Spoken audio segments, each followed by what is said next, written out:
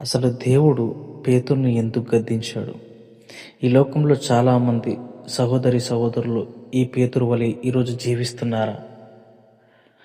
అసలు యేసు ప్రభువు జీవిస్తున్న కాలంలో పేతురు నిజంగా దేవుని పైన ఆనుకునే బ్రతుకుతున్నాడా? ఈ విషయాలని గురించి ఒకసారి మనం ధ్యానిద్దాం. మార్కు సువార్త 8వ అధ్యాయం 33వ వచనంలో, అందుకాయన తన శిష్యుల వైపు తిరిగి వారిని చూచి, సాతానా, నా వెనుకకు పొమ్ము, నీవు మనుషుల సంగతులను మనస్కరించుచున్నావు గాని దేవుని సంగతులను మనస్కరింపకున్నావని పేతురును గద్దించెను. యేసు ప్రభుల వారు పేతురు వైపు తిరిగి, నువ్వు దేవుని సంగతులను మనస్కరింపకున్నావు అంటే నువ్వు దేవుని సంగతులను అంగీకరింపకున్నావు అని ఆయన గద్దిస్తున్నాడు.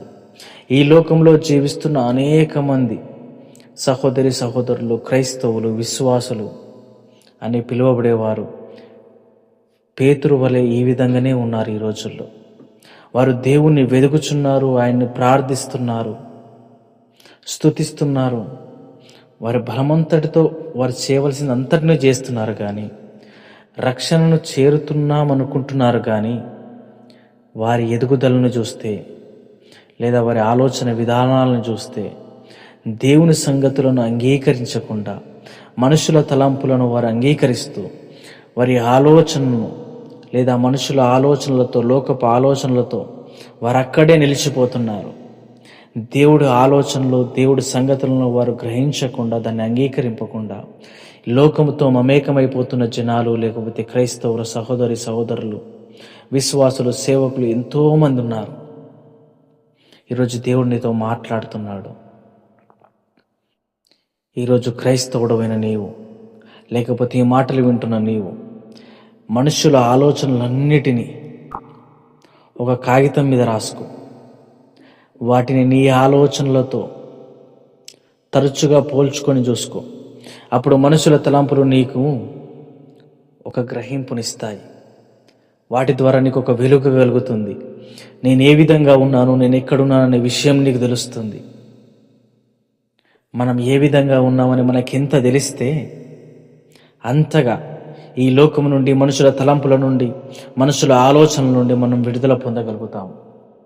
అంతేగాని ఒక మనిషి ఏదైనా చెప్పాడు, లేకపోతే ఏదైనా మనిషి నా తలంపులో నా ఆలోచనలు ఇవ్వని చెప్పేసి అన్నప్పుడు నువ్వు వాటితో అంగీకరించి వాటితో అక్కడే నిలబడి ఉన్నావంటే నువ్వు ముందుకు చేరలేవు. ఎందుకంటే దేవుడు చెప్తున్నాడు, మనుషుల తలంపులు కాదు, మనుషుల ఆలోచనలు కాదు, దేవుడు తలంపులు, దేవుడు ఆలోచనలను అంగీకరించమని.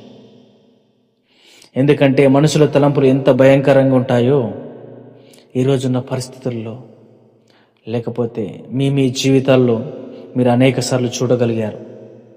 ఎందుకంటే మనుషుల తలంపులు ఎప్పుడు దేవునికి వ్యతిరేకంగానే పనిచేస్తాయి. దేవుడు ఆలోచనలు, దేవుని ప్రణాళికను దూరంగా చేస్తూనే ఉంటాయి. అందుకే మనుషులకు, మనుషుల ఆలోచనలకు, మనుషులకు కాదు కానీ మనుషుల ఆలోచనలకు, మనుషుల తలంపులకు దూరంగా ఉండడానికి ప్రయత్నించు. మన ఆత్మల రక్షణ కోసము పనిచేసే విధంగా దేవుని తలంపులుంటే, మనుషుల తలంపులు ఆత్మల రక్షణను దూరం చేసే విధంగా ఉంటున్నాయి. దేవుని తలంపులు మనుషుల తలంపులకు పూర్ణ వ్యతిరేకంగా ఉంటాయి. మనం మత్తయి సువార్త 23వ అధ్యాయం 12వ వచనంలో చూసినట్లయితే దేవుని వాక్యం సెలవిస్తుంది, తనను తాను తగ్గించుకున్న వాడు హెచ్చింపబడునని వాక్యం సెలవిస్తుంటే, మనమేమో మనల్ని మనం తగ్గించుకోవాలా, ఈరోజు నేను తగ్గించబడాలా, లేకపోతే ఒక వ్యక్తి ముందు, లోకం ముందు నేను తగ్గి ఉండాలా అనే గర్వం, అహంకారముతో, లేకపోతే మనుషుల ముందు ఎక్కడ మనం తగ్గించబడతామనే విషయంతో దేవుడి ఆలోచనను, దేవుడి ప్రణాళికను, లేకపోతే దేవుడు చెప్పిన ఆజ్ఞని మనం పాటించకుండా ఉంటున్నాం. అందుకే ఆ రోజు పేతురుని దేవుడు గద్దించాడు. ఈరోజు ఇదే మాటలు నీకు గుర్తు చేసి దేవుడు నిన్ను మరోసారి ఒక పిలుపునిస్తున్నాడు. నువ్వు తగ్గించుకుంటున్నావా, లేదా దేవుడి ఆలోచన ప్రకారం నడుస్తున్నావా అని. ఈరోజే దేవుడు చెప్పిన విషయాల్ని, దేవుడు చెప్పిన ఆలోచనలు, దేవుడి తలంపుల్ని అంగీకరించి నువ్వు దేవుడి ప్రణాళిక చొప్పున, దేవుడి ఆలోచన చొప్పున నడవగలిగినట్లయితే దేవుడు నీకు దగ్గర అవ్వాలని ఆశపడుచున్నాడు.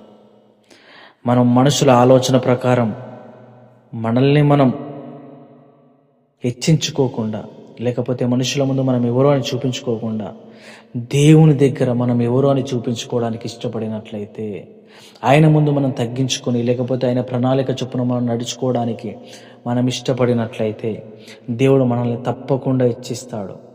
ఆయన మన దగ్గరగా వస్తాడు, మనతో నడుస్తాడు, మనతో కలిసి జీవించాలని ఆశపడుతున్నాడు. కాబట్టి ఆయన ఆలోచనలు, ఆయన తలంపులను, ఆయన ప్రణాళికలను నిన్ను అంగీకరించమంటున్నాడు.